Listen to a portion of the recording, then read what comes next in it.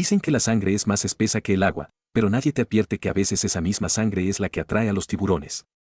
Y en mi caso, los tiburones estaban sentados a mi mesa cada domingo, sonriendo, cortando el asado y preguntándome cómo iban mis inversiones. Tengo 32 años. No nací en cuna de oro. De hecho, mi infancia huele a humedad y sabe a sopa instantánea rebajada con agua para que rindiera más. Crecí viendo a mi madre hacer milagros con monedas y a mi padre, que en paz descanse, llegar con la espalda rota de la obra. Esa escasez me marcó. Me prometí que si alguna vez lograba salir del agujero, nadie que yo amara volvería a pasar frío o hambre.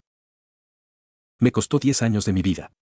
10 años de no dormir, de estudiar mientras trabajaba de guardia nocturno, de emprender, fracasar, perderlo todo y volver a empezar hasta que mi empresa de logística finalmente despegó. Cuando el dinero empezó a entrar, no me compré un coche deportivo ni un reloj de lujo. Lo primero que hice fue pagar la hipoteca de la casa de mi madre. Recuerdo su cara ese día. Lloró. Me abrazó tan fuerte que sentí que me rompía las costillas. Me dijo que era el mejor hijo del mundo. Ese abrazo fue mi droga. Y como cualquier adicto, empecé a buscar la siguiente dosis. Al principio era fácil. Pagar las facturas de luz de mi hermana Carla, comprarle los útiles escolares a mis sobrinos, llevarlos a todos de vacaciones a la playa. Me sentía el héroe. Me sentía útil. Pero poco a poco, la gratitud se transformó en algo mucho más oscuro y silencioso, la expectativa. Ya no había un gracias, hijo, cuando transfería dinero. Había un ¿por qué tardaste tanto? Si llegaba a la cena familiar con una camisa nueva, mi cuñado, Jorge, hacía comentarios sarcásticos sobre cómo algunos viven como reyes mientras otros sudan la gota gorda. La escalada fue sutil, casi imperceptible, como una rana hirviéndose en agua tibia. Un domingo, mi madre me sirvió el postre y, sin mirarme a los ojos, soltó la bomba. Quería que le pagara la remodelación completa de la cocina. No estamos hablando de una capa de pintura, quería mármol italiano y electrodomésticos inteligentes. Cuando dudé, cuando le dije que tenía mucho dinero invertido y poca liquidez ese mes, su rostro cambió. Se transformó en una máscara de dolor. ¿Acaso no te limpié el trasero cuando eras un bebé? Me dijo con la voz quebrada. ¿Acaso no dejé de comer para que tú tuvieras zapatos? Ahora que eres rico, ¿te pesa darle un gusto a tu vieja madre antes de que se muera? El golpe fue bajo y certero. La culpa me inundó el pecho, una sensación física, pesada y asfixiante. Me sentí un monstruo. Un egoísta. Así que saqué la chequera. Ese fue el error que abrió la compuerta. Durante el último año, mi vida se convirtió en ser el cajero automático de la familia. Carla quería un coche nuevo porque el suyo era inseguro para los niños. Jorge quería capital semilla para un negocio de criptomonedas que, sinceramente, sonaba a estafa piramidal. Si decía que no, me aplicaban la ley del hielo. Me excluían de los cumpleaños. Subían fotos a redes sociales con frases pasivo-agresivas sobre la humildad y cómo el dinero corrompe el alma. Llegué a dudar de mi propia cordura. Pasaba noches enteras mirando el techo, preguntándome si realmente me había convertido en una mala persona. ¿Era avaro? ¿Había olvidado mis raíces? La ansiedad me empezó a comer. Me despertaba con taquicardia, temiendo la vibración del teléfono porque sabía que sería alguien pidiéndome algo. Pero el momento que lo cambió todo ocurrió hace 2 semanas. Fue en el cumpleaños de mi madre.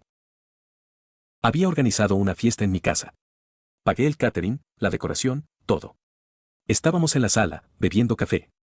El ambiente estaba extrañamente tenso. Mi madre había dejado su teléfono sobre la mesa de centro mientras iba al baño. De repente, la pantalla se iluminó. No tengo la costumbre de espiar. De verdad que no. Pero la notificación emergente captó mi atención porque vi mi propio nombre. Era un mensaje de WhatsApp de un grupo llamado La Gallina de los Huevos de Oro. El mensaje era de mi hermana Carla, ya está ablandado. Hoy seguro suelta lo del viaje a Europa. Solo asegúrate de llorar un poco más cuando vuelvas del baño, mamá. Sentí un zumbido en los oídos. El mundo se detuvo. Mi corazón martilleaba contra mis costillas tan fuerte que pensé que todos podían escucharlo. Miré hacia el pasillo. Nadie venía. Con las manos temblando, tomé el teléfono. No tenía código de bloqueo, mi madre siempre decía que se le olvidaba. Entré al chat. Lo que leí me revolvió el estómago de una manera que ninguna comida en mal estado lo había hecho jamás. No era solo un chat. Era una operación militar. Habían estado planeando esto durante meses. Había capturas de pantalla de mis redes sociales donde se burlaban de mi ropa. Había audios de mi cuñado Jorge riéndose de lo estúpido y necesitado de cariño que yo era. Es patético, decía un mensaje de mi propia madre de hace 3 meses. Solo tienes que decirle que me duele la espalda y el idiota paga los mejores médicos. Aprovecha y dile que necesitamos un colchón nuevo ortopédico, de esos de $2000. Pero lo peor no eran los insultos. Lo peor era un archivo de Excel compartido en el grupo. Lo abrí. Era un inventario de mis bienes. Habían calculado cuánto valía mi casa, mi coche, mi empresa. Y al lado, había una columna titulada repartición. Tenían un plan. Mi hermana estaba presionando para que yo firmara como aval en una hipoteca enorme que no pensaban pagar, sabiendo que el banco iría contra mí. Mi madre estaba fingiendo síntomas de una enfermedad degenerativa para convencerme de poner propiedades a su nombre por si a mí me pasaba algo y ella quedaba desprotegida. Querían vaciarme. Querían dejarme sin nada, y se reían mientras lo planeaban. Sentí ganas de vomitar allí mismo, sobre la alfombra persa que seguramente también ya se habían repartido mentalmente. Pero entonces, algo dentro de mí hizo clic. El calor de la vergüenza y la culpa desapareció, reemplazado por un frío glacial. Una claridad absoluta. Saqué mi propio teléfono. Tomé fotos de cada conversación, del archivo de Excel, de los audios, de las burlas. Me envié todo a mi nube. Dejé el teléfono de mi madre exactamente donde estaba. Cuando ella volvió del baño, se secó una lágrima imaginaria y me miró con esos ojos que antes me derretían y ahora solo me parecían los de una actriz de segunda.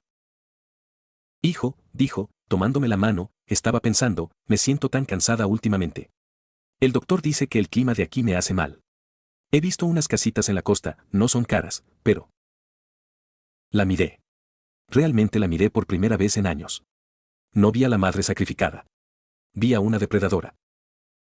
Claro, mamá, le dije, y mi voz sonó tan tranquila que me asusté. Lo vemos después del pastel. Esa noche no dormí, pero no por ansiedad. Pasé la noche con mi abogado y un notario, redactando documentos. Cambiando testamentos. Bloqueando cuentas compartidas. Asegurando mis activos. Los cité a todos ayer por la noche. Les dije que tenía una sorpresa. Que íbamos a hablar del futuro de la familia. Llegaron puntuales. Carla traía folletos de cruceros. Jorge traía papeles de su supuesto negocio. Mi madre traía su cara de víctima ensayada. Nos sentamos. Les serví vino. Me puse de pie. Saben, empecé, siempre he querido darles todo. He trabajado duro para que no les falte nada. Pero me he dado cuenta de que he sido injusto. He fomentado una dependencia que no es sana. Vi cómo intercambiaban miradas de pánico. Jorge abrió la boca para interrumpir, pero levanté la mano. Así que he tomado una decisión drástica para ayudarlos a crecer como personas, continué. He vendido mi participación mayoritaria en la empresa esta mañana. El dinero ha sido puesto en un fideicomiso intocable que solo se libera si yo muero, y bajo condiciones muy específicas. Mentira. No había vendido nada, pero necesitaba ver sus caras. El color desapareció del rostro de Carla. ¿Qué? ¿Estás loco?, gritó mi madre, olvidando su supuesta fragilidad. Y hay algo más, dije, sacando un sobre amarillo. Como ya no tengo liquidez, creo que es momento de que ustedes se hagan cargo de sus propias vidas. Ah, y mamá, sobre la casa en la costa, creo que tendrás que pedírsela a la gallina de los huevos de oro. Tiré las copias impresas de sus chats sobre la mesa. El silencio que siguió fue ensordecedor. Vi cómo mi hermana agarraba una de las hojas, leía sus propias palabras impresas en papel bond y se ponía pálida. Vi a Jorge encogerse en la silla. Vi a mi madre intentar balbucear una excusa, pero las palabras se le atragantaron. Eso es privado, tú no tenías derecho, susurró Carla, temblando de rabia, no de vergüenza. ¿Derecho? Me reí, una risa seca y sin alegría. ¿Hablan de derechos? Ustedes planearon robarme. Planearon estafarme. Se burlaron de mí mientras comían mi comida y vivían bajo mis techos. Me acerqué a la puerta y la abrí de par en par. Fuera, dije. Hijo, por favor, era una broma, es solo una forma de desahogarnos, empezó mi madre, intentando acercarse. No me toques, le dije, retrocediendo. Tienes la casa donde vives. Está a tu nombre porque yo te la pagué. Es lo último que obtendrás de mí. Carla, Jorge, a partir de mañana corto el pago de los colegios, los seguros y las tarjetas. Si quieren dinero, trabajen. Me gritaron. Me insultaron. Mi madre pasó de las lágrimas a las maldiciones en cuestión de segundos, demostrando que el chat no mentía sobre su verdadera naturaleza. Jorge intentó ponerse agresivo hasta que le mencioné que tenía grabaciones y que mi abogado estaría encantado de llevarlos a juicio por intento de fraude y extorsión si volvían a acercarse a mí. Cuando finalmente cerré la puerta tras ellos, la casa quedó en un silencio absoluto. Me serví otra copa de vino. Me senté en el sofá. Miré a mi alrededor. Estaba solo. No tenía familia, no en el sentido tradicional. Me habían traicionado las personas que se suponía debían amarme incondicionalmente. Dolió. Dolió como si me hubieran arrancado un brazo. Lloré. Lloré por el niño que comía sopa aguada y soñaba con darle todo a su mamá.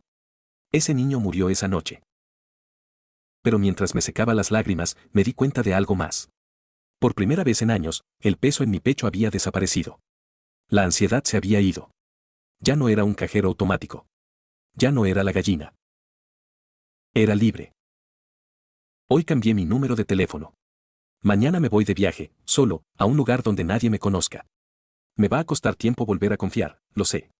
Pero prefiero la soledad honesta a la compañía de parásitos disfrazados de familia. Aprendí por las malas que el árbol genealógico también se poda. Y a veces, cortar las ramas podridas es la única forma de que el árbol sobreviva.